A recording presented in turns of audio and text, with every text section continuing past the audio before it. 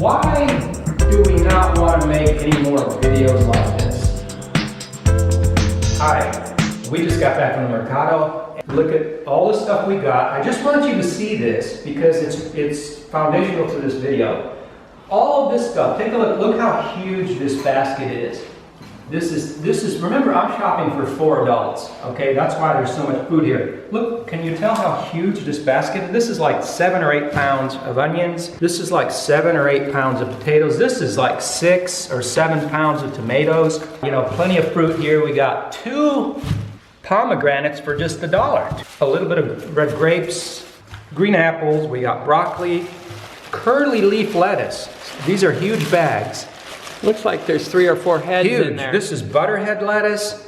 These are specialty greens, chicory greens. All of this was $34. Remember, that's for 4 adults. So if you cut it into 2 for a couple, that would be $17. $17 for our half. You just cut the basket in half and that kind of thing for 2 people, because 2 people don't need, 8 pounds of.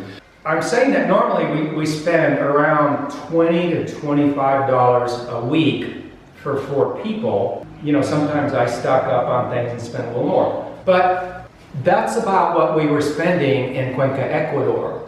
So it's interesting to me that the figures are similar, that we were spending around $20 a week to $25 a week, even in Cuenca, Ecuador, which is a similar amount as we're spending in southern Italy for our Mercado shopping for the fruit and veggies, for the produce. So why do we not want to make any more videos like this?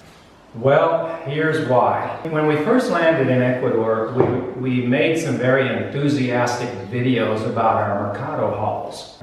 We're still doing it. I mean, we've been doing it ever since. But the background on that is that we were doing similar things in the States, because we were professional frugalists, which we call piffy, which is just a frugalist on steroids.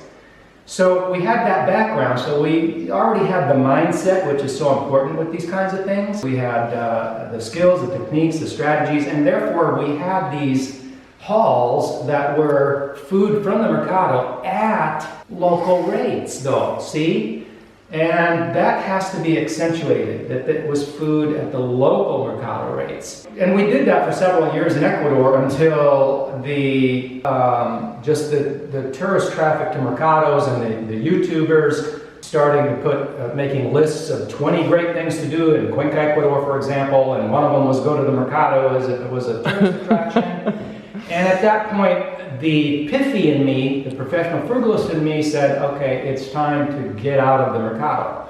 For the most part, not 100%, but for the most part. And that's a clue, okay?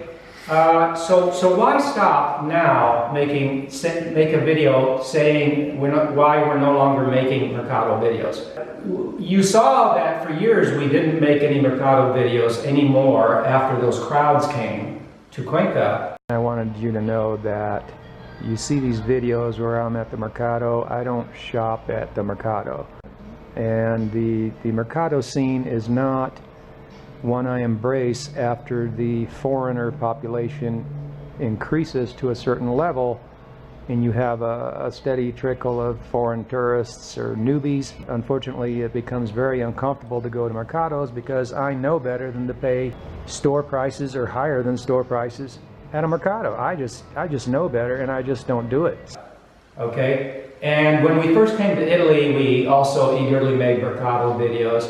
But what happened is that the crowds, as we refer to the RAM and their groups, because it's not just RAM, it's their groups. Remember, you have blogger, people that follow these places, and so there's a whole infrastructure here of RAM. It's not just the 2 major retire abroad magazines. It's all of the people that follow them. They're groups. Just all the people that profit off of the traffic and the YouTube traffic and all that.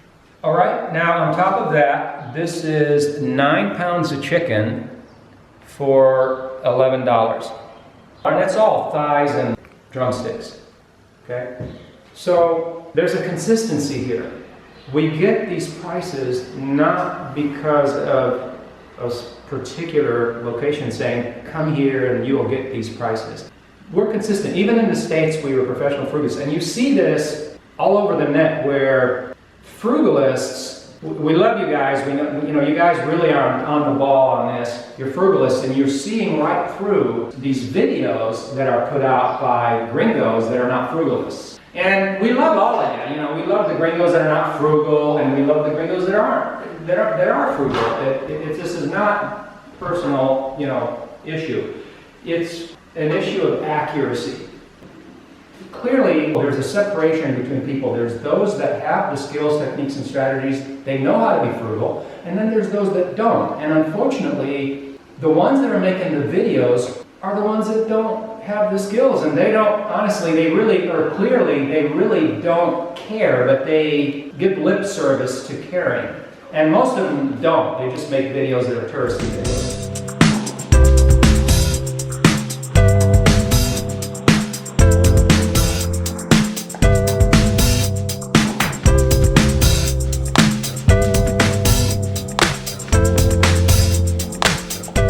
So why highlight that? It's because people need to know that this is just part of that bubble-making thing on the internet where people that don't really care about prices that much, don't really have the skills, aren't really frugalists, because the frugalists see right through it.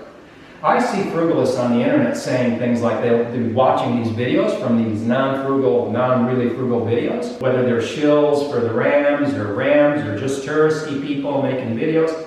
They see right through it. They're like going, man, I can do that in the States. I don't need to go there to do that. You know, they just see right through them. But there's this other category. They just aren't at that level yet. Maybe they would like to be, or maybe they're wanting to escape the idea of being frugal by going abroad. So, but the problem with that, or the challenge with that, is that you're not escaping anything, because all it does is feeds the upward spiral of prices. And it does all of the things we've discussed in other videos, like Gringo vicious cycle and all that. So I just wanted to be clear that once the Rams start telling their followers that the way to go local is to go to mercados, I'm just saying it's not a panacea. You're not going to say, well, I'll go down there and gee whiz, yeah, this is the way to go local, just go to mercados. That's not how it works. I want you to understand the difference between you watching videos online or getting information from any blogger about what they're paying at mercados, and you only having a reference to the United States and not knowing what the local rate is. That's why I wanted to show you that no matter where we are, we're committed to getting the local pricing on everything. It's not just food or mercados. Food, housing, transportation, all of your living expenses, we're committed to getting those and paying what the locals pay. Okay, so today I just came back from the mercado and I'm making a mercado video, but actually, you know, this could be, I could have shopped for anything, clothing, shoes, you know. So I wanted to make a clear distinction here, because people like us that make videos about being determined to pay the local rate there's a few of them out there, but they're very rare compared to the amount of videos, and especially traffic, that mainstream Rams and Ram shills and pumpers and followers and all their groups are making. And, you know, videos that actually tell you something that, you know, where you can learn something are very rare, or they get buried. You know, why is this important? I just want people to know how to make a clear distinction and an intelligent appraisal of what they're really seeing. And again, the experienced frugalists in the States, they already see through it. But if you're not one of them, we urge you to watch some of our other videos, such as Bubbles and Gringo vicious cycles and all that kind of stuff. So regardless of where we are, we're getting this much food for similar prices everywhere we go, and we are determined to only pay what locals are paying. And if we can't get that, we don't buy, we don't purchase, we turn around and don't play that game. So that's a commitment level that is clearly missing from this other group of people that are going abroad that are hoping to escape having to make any effort into being frugal, perhaps, by going abroad.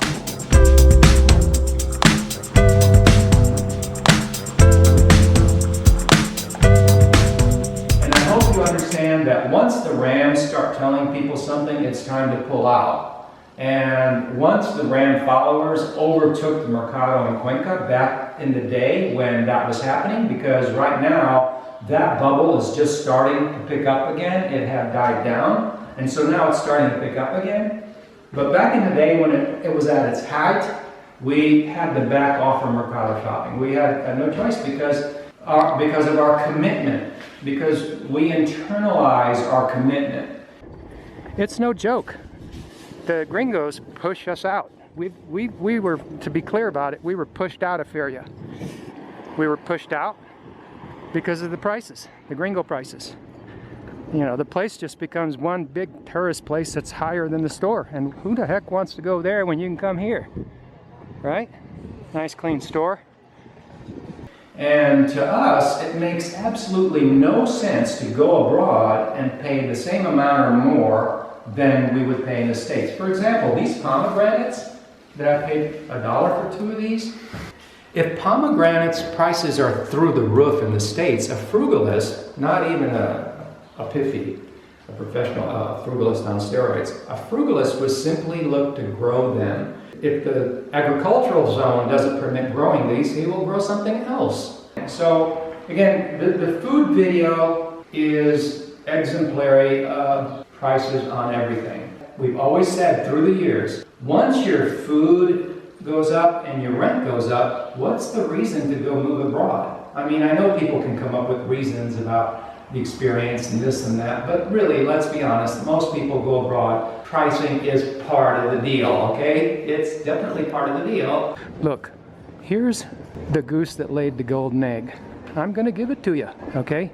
If you even go to a Mercado, the price has to be 1/3 of the store price. Now, before you fall out of your seat, I'm telling you by experience, when I go to the Mercado, I buy stuff for 1/3 of the store price or less. That's the goose that lays the golden egg. You heard it here, guys. So we were so enthusiastic when we originally started making Mercado videos back in 2011 or so, 2012, because we hadn't yet been through the fullness of the bubbles. And boy, were we in for a big surprise. So we didn't have the understanding of what it really looks like and how, you know, just the constant or consistent flow of foreigners coming into an area, even a bigger city like Cuenca, how they influence pricing. We just didn't really have that view. And we didn't know what was about to happen. As we've said in other videos, especially in small villages, all it takes is one foreigner. That's all it takes, because the word gets out. So that's why I'm concerned. Whenever Rams start saying something like "go to Mercados," you know, we just shake our heads. We have to just get out of the way, you know. And when they start saying, you know, go to Village Europe, oh my gosh, you know, that's scary. That's scary, because so that's why, yeah, we like making videos about staying out of that and, you know, living an excellent life, a good life, a consistent life. A good life is a consistent life, one that you can rely on. It isn't one where you go and things work out for a year or two, and then thanks to bubbles and Rams, you know, it's just more expensive than the States. How much sense does that make? All right, well,